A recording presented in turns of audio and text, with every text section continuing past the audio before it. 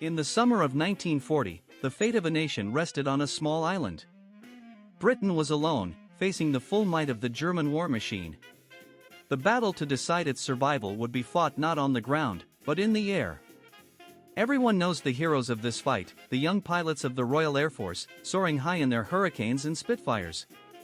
Everyone knows the secret weapon, the invisible guardrail of radar, or chain home, that stretched along the coast. But a secret weapon with a blind spot is a weapon that can be defeated. And chain home had a massive, crippling flaw. It was brilliant at spotting the enemy approaching the coast, but once those German bombers crossed inland, they vanished. Radar animation shows aircraft crossing coast, then disappearing from the screen. The entire sophisticated, multi-million-pound air defense system was rendered blind until a ragtag army of 30,000 retired farmers, shopkeepers, and local enthusiasts took over. These were the civilian volunteers of the Observer Corps. They had no radar, no high-tech gear, just a pair of binoculars, a telephone, and an unshakable determination. Standing in their solitary, unheated posts, often for 24 hours straight, they were the eyes of the entire defense network. They were the low-tech solution that made the high-tech war possible. They were the unsung heroes who ensured the RAF always knew where to send their fighters. And it is because of their selfless dedication that in 1941, the Corps was bestowed with a title they had more than earned, the Royal Observer Corps. This is their story. By June 1940, Adolf Hitler's Wehrmacht had conquered most of Western Europe. Poland, Denmark, Norway, the Netherlands, Belgium, Luxembourg, and now France all had fallen in a matter of months. Only Britain remained. Hitler issued Directive No. 16, Operation Sea Lion, the invasion of Britain. But there was a problem. The English Channel, though narrow, was a formidable barrier, and the Royal Navy still ruled the waves. Before any invasion fleet could cross, Germany needed absolute control of the skies. Hermann Göring, commander-in-chief of the Luftwaffe, was supremely confident. He had at his disposal nearly 2,800 aircraft, Messerschmitt Bf-109 fighters, Bf-110 heavy fighters, Heinkel He-111 and Dornier Do-17 bombers, and the terrifying Junkers Ju-87 Stuka dive bomber. Against this armada, RAF Fighter Command could muster approximately 640 fighters at the battle's beginning, mostly Hawker Hurricanes and Supermarine Spitfires. The odds were daunting. But Britain had advantages the Germans didn't fully appreciate. The first was leadership. Air Chief Marshal Hugh Dowding, commanding RAF Fighter Command, was a methodical, innovative thinker who had spent years preparing for exactly this fight. The second advantage was technology. Britain had developed a defensive network unlike anything the world had ever seen, an integrated air defense system that combined radar, radio communications, fighter aircraft, and ground-based intelligence into a single, coordinated whole. It was called the Dowding System, and it would prove revolutionary. But it had one critical weakness, a gap that could have lost Britain the war. In 1935, British scientist Robert Watson-Watt demonstrated that radio waves could detect aircraft at a distance. By 1940, a chain of radar stations, called Chain Home, stretched along Britain's southern and eastern coasts, from Land's End to the Shetland Islands. These stations could detect incoming aircraft up to 120 miles away, giving Fighter Command precious minutes of warning. The information was transmitted by telephone to Fighter Command headquarters at Bentley Priory, where it was plotted on a giant map table. From there, controllers could direct squadrons to intercept the enemy before they reached their targets. It was a technological marvel that gave the outnumbered RAF a fighting chance. But there was a problem, a fundamental limitation of the technology itself. Chain Home radar looked out to sea. Its transmitters were positioned on the coast, and the curvature of the Earth meant that once enemy aircraft crossed the coastline and flew inland, they dropped below the radar's line of sight. The system was designed to detect threats approaching across the channel, not to track them over British soil. This created a dangerous blind spot. Once German formations crossed the coast, Fighter Command lost track of them. Controllers didn't know if the bombers were heading for London, for industrial targets in the Midlands, or for RAF airfields. They didn't know the radar's altitude, their speed, or their exact numbers. Without that information, the RAF would be forced to fly standing patrols, keeping fighters constantly in the air over likely targets, burning precious fuel and exhausting pilots. It was unsustainable. Britain needed eyes on the ground. They needed people who could track enemy aircraft after radar lost them, who could report their positions, altitudes, headings, and identification. They needed a network of observers spread across the entire country, watching the skies. Fortunately, that network already existed. It had been operating since 1925. And in 1940, it would prove to be as essential to victory as radar itself.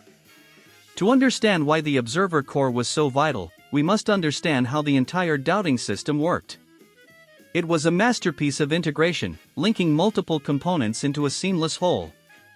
First, chain home radar stations detected incoming raids over the sea and reported to Fighter Command. This information was plotted at the filter room at Bentley Priory, where trained personnel determined the size, speed, and heading of enemy formations. This filtered information was then passed to the Command Operations Room, where senior controllers could see the entire picture displayed on a giant map.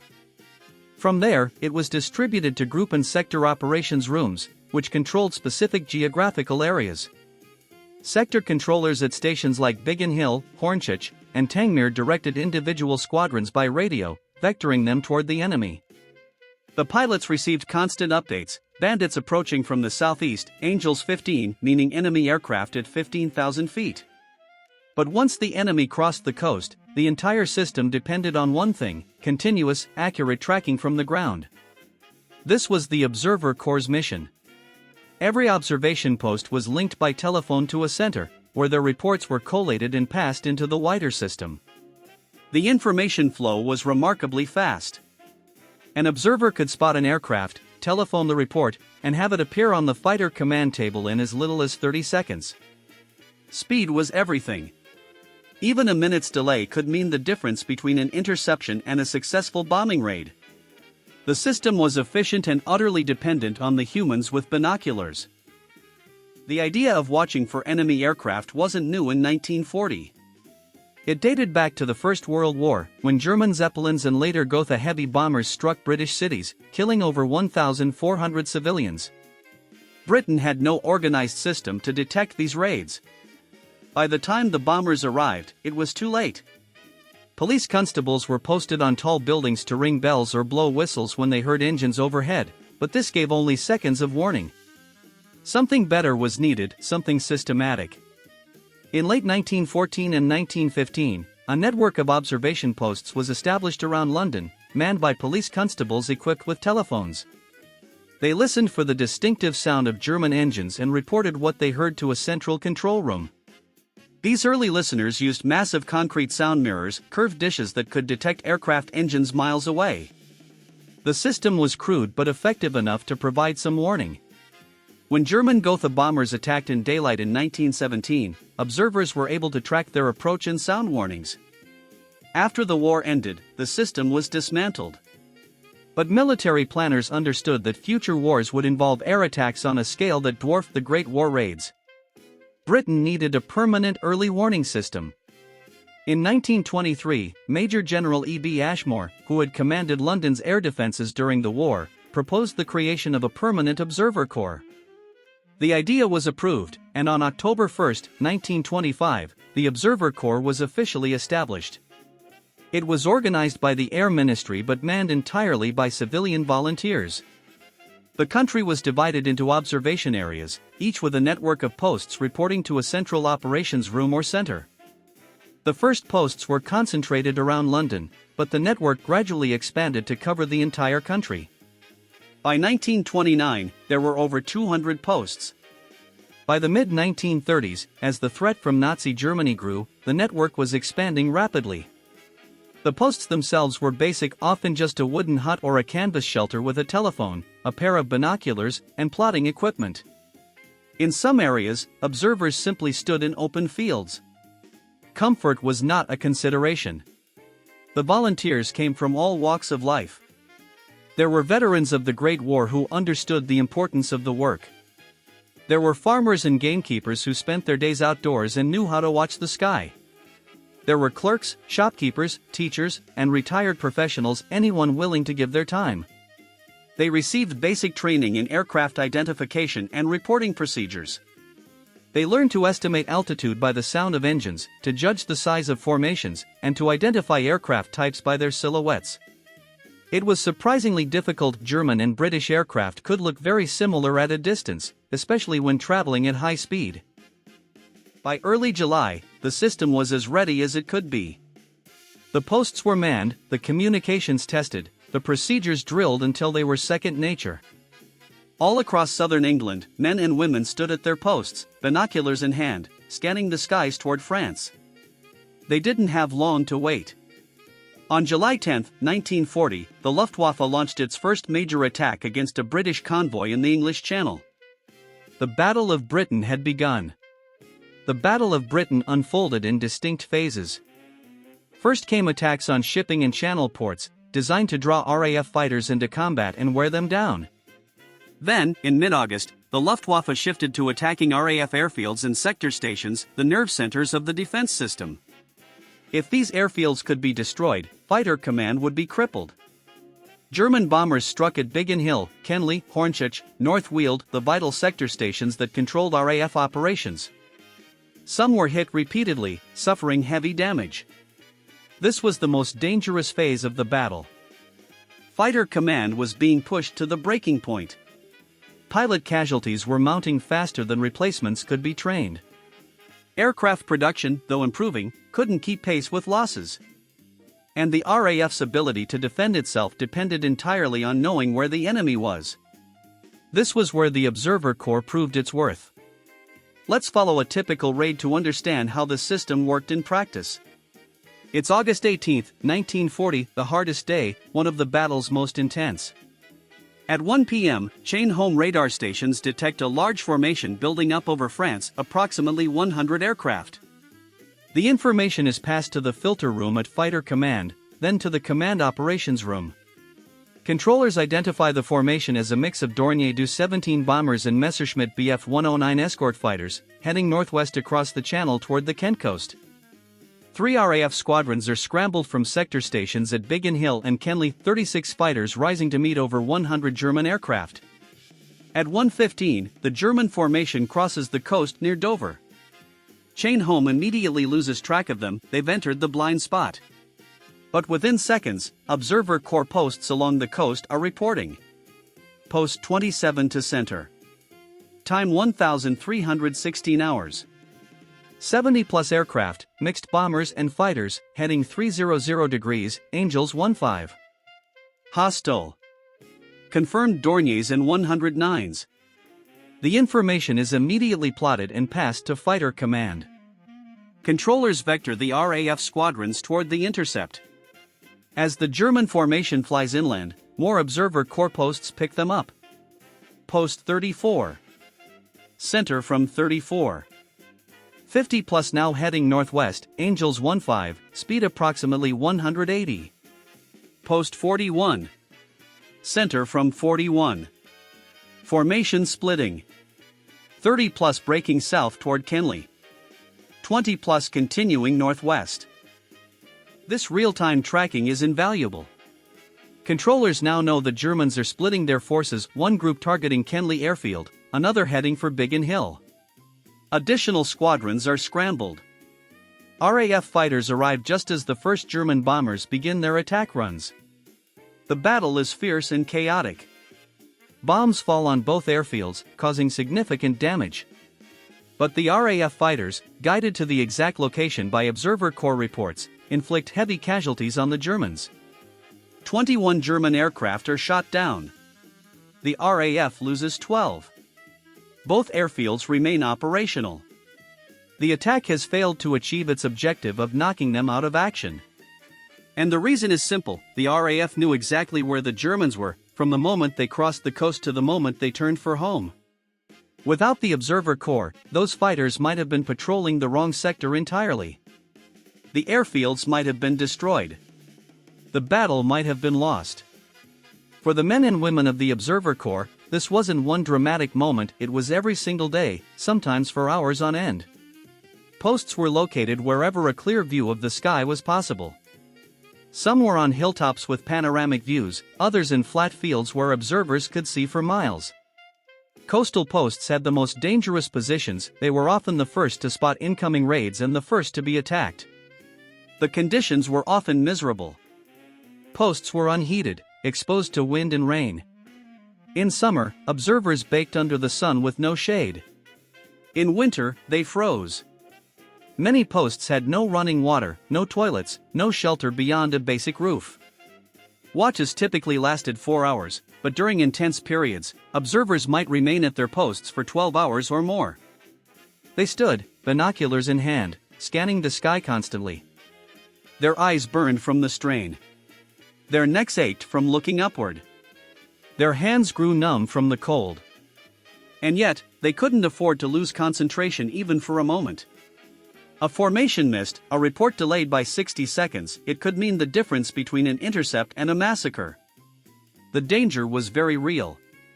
Observer corps posts were deliberately conspicuous, they needed clear sightlines, which meant they were exposed.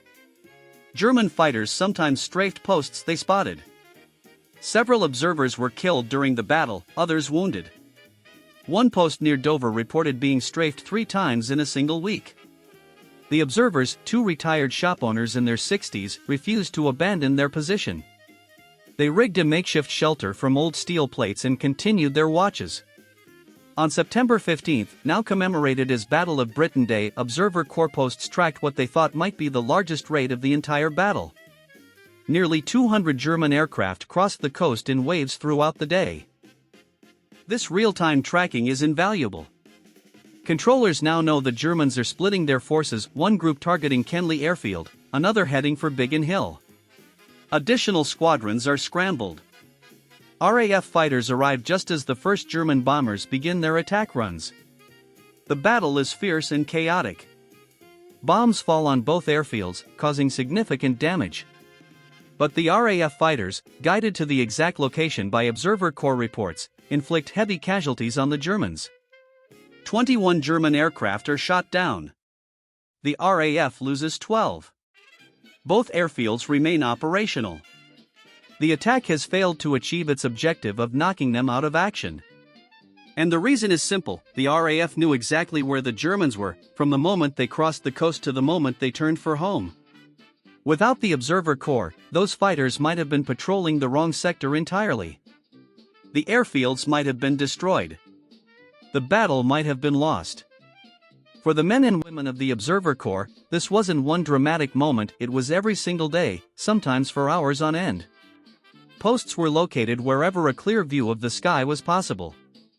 Some were on hilltops with panoramic views, others in flat fields where observers could see for miles. Coastal posts had the most dangerous positions, they were often the first to spot incoming raids and the first to be attacked. The conditions were often miserable.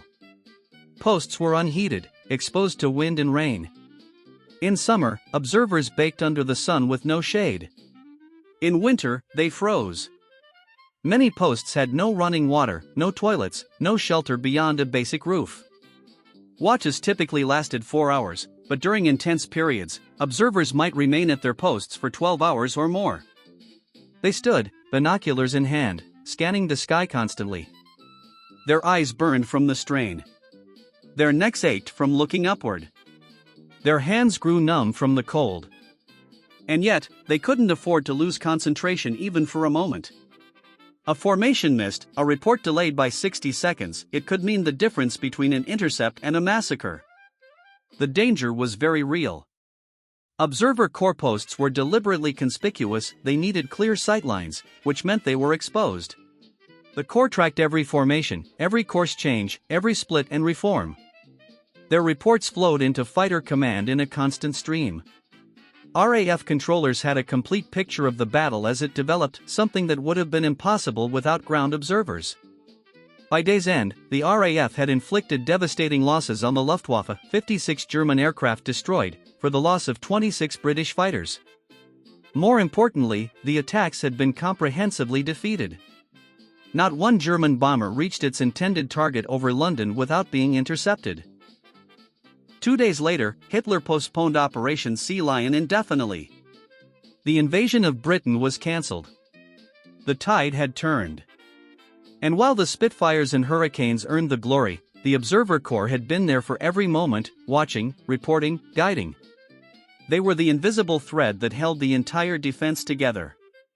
One of the Observer Corps' most difficult tasks was aircraft identification. In the chaos of battle, with aircraft at high altitude, moving at 300 miles per hour, often partially obscured by clouds or haze, identifying friend from foe was extraordinarily difficult. The difference between a Heinkel He-111 and a Bristol Blenheim was obvious on the ground. In the air, at 15,000 feet, on a hazy summer day, with the aircraft visible for only seconds? Not so clear. The Observer Corps used a systematic approach to identification. They looked at wing shape and position, low, mid, or high on the fuselage. They noted tail configurations, single or twin fins. They counted engines, single, twin, or four. They observed distinguishing features like cockpit glazing or the angle of the wing's leading edge. They also learned to recognize aircraft by sound. Different engines produced different notes. Experienced observers could identify a Rolls-Royce Merlin engine used in Hurricanes and Spitfires from a German Daimler-Benz.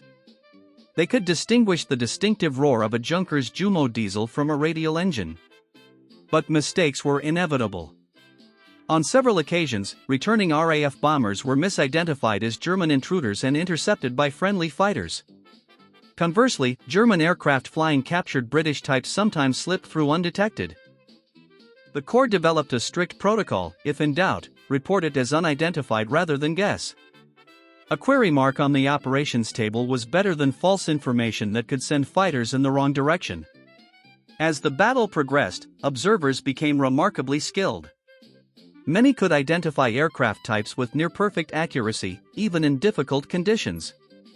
Their reports noted not just bombers, but Heinkel 111s, Dornier 17s, Junkers 88s, specific intelligence that helped controllers understand the nature and threat of each raid. They also tracked British aircraft, ensuring that controllers knew the location of friendly forces. This prevented tragic cases of friendly fire and helped coordinate complex defensive operations involving multiple squadrons. By September, the Observer Corps was operating at peak efficiency.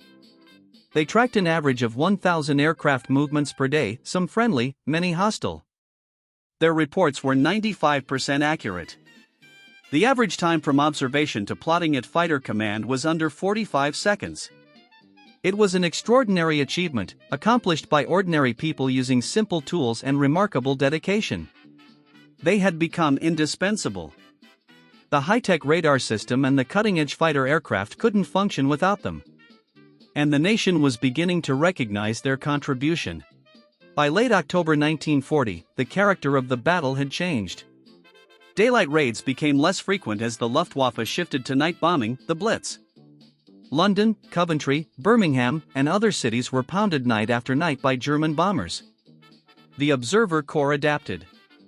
Night observation was even more challenging than day work. Aircraft were heard rather than seen, identified by engine sound alone. Observers used plotting boards in darkened posts, shielded torches to write reports, and relied heavily on experience and intuition. But the crisis had passed. Britain had not been invaded. The RAF had not been destroyed. And the Observer Corps had proven beyond any doubt that they were a vital part of the nation's defense. Throughout the autumn and winter, official recognition of the Corps' contribution grew. Winston Churchill mentioned them in speeches. Air Chief Marshal Dowding praised them publicly. Newspapers ran feature stories on the silent watchers who guarded Britain's skies. And in Whitehall, discussions began about how to formally recognize the service the Observer Corps had rendered to the nation. On April 9, 1941, King George VI signed a royal warrant. It was brief but momentous. In recognition of the service rendered by the Observer Corps during the Battle of Britain, His Majesty the King has been graciously pleased to confer upon the Corps the title Royal. From that day forward, they would be known as the Royal Observer Corps, the only observer organization in the world to bear the royal prefix. It was an honor bestowed on very few organizations, and never before on a civilian volunteer force. The announcement was met with pride and celebration across the Corps. For the volunteers who had stood in their cold, exposed posts through months of danger and exhaustion, it was a validation of their sacrifice. Their work had been recognized at the highest level. But the honor came with a challenge: the Corps would need to live up to its new title. And the war was far from over. After the Battle of Britain, the Royal Observer Corps continued to serve. As the war evolved, so did their role. In 1944, Germany launched a new terror weapon, the V-1 flying bomb, nicknamed the Doodlebug or Buzz Bomb. These pilotless aircraft packed nearly a ton of explosives and were aimed at British cities, primarily London. The ROC adapted quickly. They learned to identify V-1s by their distinctive pulsejet engine noise, a loud, rattling buzz that was unlike any aircraft engine. When a V-1 was spotted, the report went out immediately, allowing anti-aircraft guns and fighter aircraft to attempt interception before it reached its target. Observers tracked over 8,000 V-1 launches. Their reports enabled defenses to shoot down approximately 4,000, half of all V-1s destroyed. When the even more deadly V-2 rocket appeared later in 1944, the ROC was tasked with reporting impact locations to help intelligence officers track launch sites.